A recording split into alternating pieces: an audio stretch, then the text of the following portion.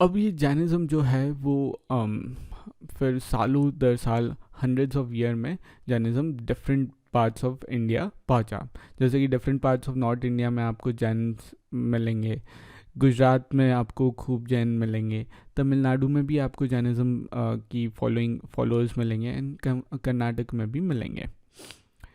अब महावीर की टीचिंग्स जो है वो फॉलोअर्स के द्वारा सालों सालों ओरली गई, फिर बाद में उसे राइट डाउन कर लिया गया, और प्रेजेंटली उनकी जो लिखी हुई बातें हैं वो स्टोर्ड है। वल्लभी करके गुजरात में एक जगह है, और वहाँ पे 1500 साल पहले लिखी गई थी ये महावीर वाणी, महावीर की टीचिंग्स। ये है वल्लभी, ये गुजरात है। गुजरात को मैंने जूम आउट कर दिया है, और जूम इन कर दिया है, सॉरी।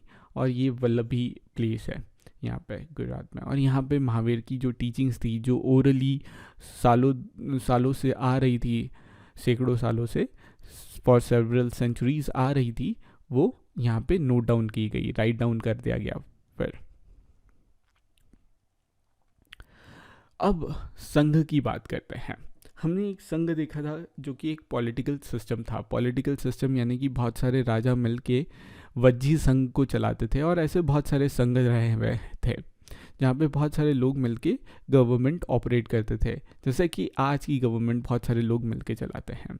लेकिन महावीर और बुद्ध का संघ गवर्नमेंट चलाने का नहीं था, उनका तो घर छोड़ देने का था, और एक ट्रू नॉलेज यानी कि सत्य नॉलेज, सत्य ज्ञान को प्राप्त करने का था।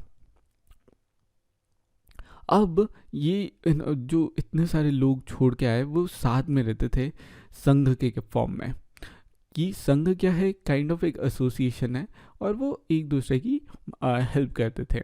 अब संघ में रहने के कुछ रूल्स भी बनाए थे, जैसे बुद्धिस्ट के रूल्स को एक बुक में लिख दिया गया है जिसे विनय पिटका बोलते हैं।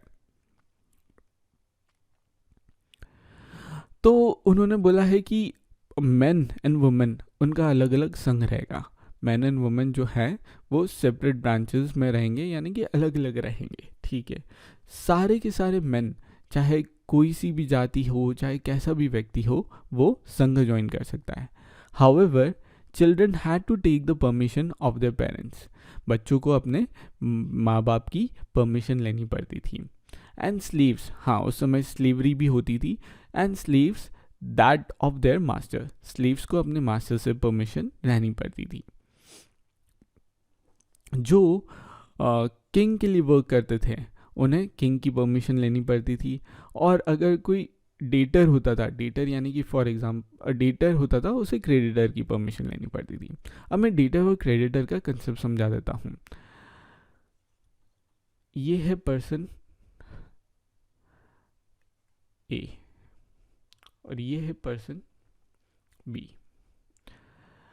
ए को पैसे की ज़रूरत पड़ी, वो बिज़नेस स्टार्ट करना चाहता है। ए के पास इतना पैसा नहीं था, खुद थोड़ा पैसा जमा किया और बाकी उसने बी से मांगा। बी ने बोला ठीक है मैं आपको पैसा दे देता हूँ। तो अभी छोटे से अमाउंट की बात करते हैं। बी ने 1000 रुपीज़ ए को दे दिए। बाद में बोला 1000 दे देना, साथ ही साथ कुछ 100-200 रुपये और दे देना मेरे को 1 साल बाद। ठीक है, ए को ये बात मंजूर हुई। लेकिन ए बी के लिए क्या है? ए बी के लिए डेटर है। डेटर को हिंदी में बोले तो देनदार है, ए को देना है। और बी ए के लिए क्रेडिटर है, यानी कि लेनदार है। बी को ए से फ्यूचर में लेना है। ठीक है, ये फ्यूचर में लेना है। तो आपको समझ में आ गया। तो डेटर को 1000 रुपये देने हैं ना फ्यूचर में, तो वो अगर दीक्षा ले लेगा, वो अगर संघ को ज्वाइन कर लेगा तो दिक्कत हो जाएगी ना बी को। तो और इसलिए बुद्ध संघ में ज्वाइन करने के लिए पहले आपको क्रेडिटर की परमिशन या क्रेडिटर का प्रॉपर आप चुकारा कर दो, तो वो सही रहेगा, और उसके बाद ही आप संघ को ज्वाइन कर पाओगे। आपको कंसेप्ट होपफुली समझ में आया होगा डेटर क्रेडिटर का।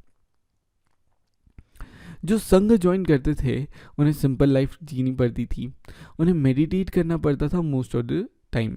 मेडिटेशन करना पड़ता था, ध्यान में रहना पड़ता था मोस्ट ऑफ द टाइम। फिर वो सिटीज़ और विलेजेस जाते थे और वहाँ पे फिर खाना मांगते थे, और वो भी फिक्स जार पे ही जाते थे, हर समय कहीं भी नहीं पहुँच जाते थे। उनका एक फिक्स समय रहता था भिक्षा मांगने का। हाँ, और इसलिए इन्हें जो बोला जाता था, प्राकृत वर्ड जो है उनका उस समय का, उन्हें भिक्षु बोला जाता था, भिक्षु। और अगर फीमेल है तो भिक्कुणी, भिक्कुणी, भिक्षु एंड भिक्कुणी। इनका मतलब क्या होता था? प्राकृत वर्ड है या तो रिनाउंसर्स, जिन्होंने सब कुछ त्याग दिया है, छोड़ दिया है, या फिर बेगर बोल सकते हैं, भिकारी जो हम बोलते हैं। ठीक है, थोड़ा डिग्रेडिंग वर्ड है, बट भिक्षु और अभी भी रिस्पेक्टेबल वर्ड रहते हैं। इस संघ में वो एक दूसरे को सिखाते थे, जो भी चीज़ें बुक्स थी, बुद्धिस्ट की वाणी थी, उनकी अंडरस्टैंडिंग थी कि बुद्ध ने क्या बोला है, उसके बारे में वो सिखाते थे और एक दूसरे की मदद करते थे। फिर वो मीटिंग भी हेल्प करते थे कि अगर कोई उनमें से कुछ किसी की लड़ाई झगड़ा करने का परमिशन था ही नहीं, अहिंसा फॉलो करना था सबको, बट फिर भी हो जाए तो फिर वो मीटिंग होल्ड करते थे। और इनके भी इंसिडेंट्स लिखे हुए हैं किताब में कि एक भिक्षु का दूसरे भिक्षु से झगड़ा हो गया तो फिर कैसे सेटल किया, तो वो संघ में करते थे। संघ को ज्वाइन कौन कर सकता था? मैंने बोला था कोई भी जाति का कैसा भी पर्सन ज्वाइन कर सकता था। ब्राह्मण, क्षत्रिय यानी कि वॉरियर क्लास, मर्चेंट यानी कि ट्रेडर क्लास, लेबरर जो होते थे वो ज्वाइन कर सकते थे, यानी कि शूद्र भी अलाउड थे। बार्बर, नाई, कॉर्टेजन यानी कि जहाँ पे नाच गाना होता है, कोठे वाली।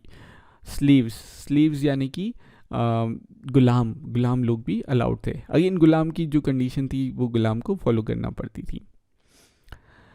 और बहुत सारे लोगों ने फिर बुद्ध की टीचिंग्स को लिखा है, ब्यूटीफुल पोएम के फॉर्म में लिखा है और डिस्क्राइब किया है कि संघ की लाइफ कैसे जी है उन्होंने।